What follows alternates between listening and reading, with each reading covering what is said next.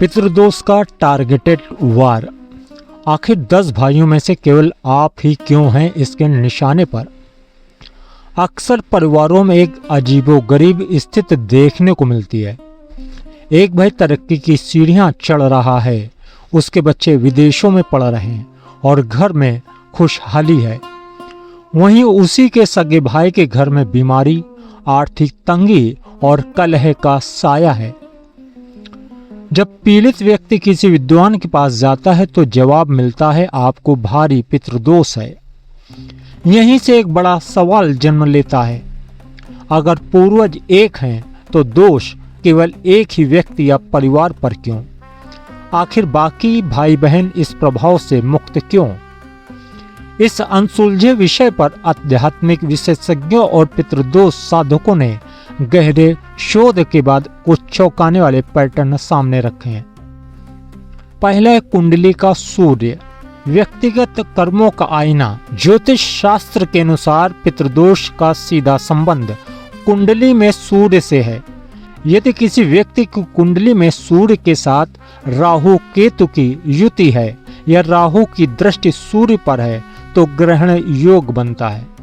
विशेषज्ञ बताते हैं कि भले ही पिता एक हों, लेकिन हर बच्चे की कुंडली के ग्रह अलग होते हैं। जिस भाई की कुंडली में सूर्य पीड़ित है, पितृदोष का प्रहार उसी पर सबसे अधिक होता है। दूसरा है जीवन साथी का प्रभाव, 2 कुलों की ऊर्जा। एक पुरुष केवल अपने पितरों की ऊर्जा लेकर चलता है, लेकिन एक महिला 2 घरों के पितरों को कैरी करती है। यदि पत्नी की कुंडली में पितृदोष है तो विवाह के बाद वह दोष पति के घर में सक्रिय हो जाता है। यही कारण है कि एक भाई सुखी है क्योंकि उसकी पत्नी की कुंडली स्वच्छ है और दूसरा भाई दुखी है। तीसरा दक्षिण दीवार और वास्तु दोष। वास्तु विज्ञान में दक्षिण दिशा को पितरों की दिशा माना गया है। विशेषज्ञों ने गौर किया कि जो भाई पितृदोष से पीड़ित है उसके घर का वास्तु अक्सर खराब होता है।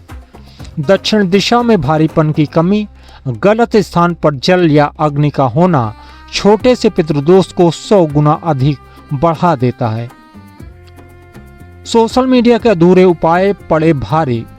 आजकल यूट्यूब और इंस्टाग्राम रील देखकर बिना सोचे समझे किए गए टोटके आग में घी का काम कर रहे हैं। गलत मंत्र जाप या अधूरी विधि से उपाय करने पर घर की नकारात्मक ऊर्जाएं डबल एक्टिवेट हो जाती हैं।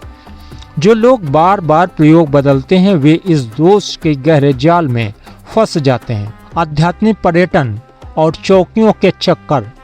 रिपोर्ट के अनुसार सही मार्गदर्शन न मिलने पर लोग हर बृहस्पतिवार दरगाह और हर शनिवार चौकियों या दरबारों में भटकते हैं।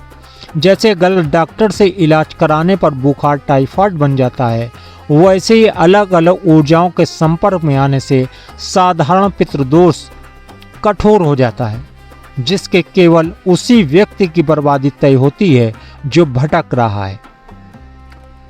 कुल देवता का त्याग और नए ट्रेंड की भक्ति।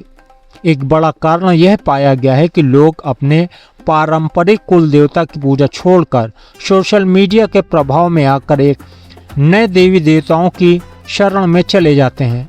अपनी जड़ों को छोड़ने के कारण घर की सुरक्षा कवच खत्म हो जाता है, जिससे पितरों की नाराजगी का सीधा असर व्यक्ति पर पड़ता है। पितृ कुल का उद्धारक होना। आध्यात्मिक दृष्टिकोण से कभी कभी परिवार में एक व्यक्ति ऐसा जन्म लेता है जिसके कंधों पर पूरे वंश के कार्मिक ऋण को चुकाने की जिम्मेदारी होती है। इसे पितृ ऋण कहते हैं। वह व्यक्ति ताउम्र संघर्ष करता है ताकि वह अपने पूर्वजों के कर्मों का शोधन कर सके। जब बीमारी क्रोनिक हो जाए, विशेषज्ञों का कहना कि पितृदोष के लक्षणों को नजरअंदाज करना घातक है। समय बीतने के साथ यह दोष इतना कठोर हो जाता है, इसे हटाना 95% साधकों के बस के बाहर हो जाता है। अंतिम स्थिति में व्यक्ति के पास न तो धन बचता है और न ही समाधान का रास्ता। यदि आप भी इस तरह के पैटर्न को महसूस कर रहे हैं तो ये समझ लें कि यह इत्तेफाक नहीं, सही समय पर सही पहचान और विशेषज्ञ मार्गदर्शन ही आपके वंश को इस अदृश्य बाधा से मुक्ति दिला सकता है।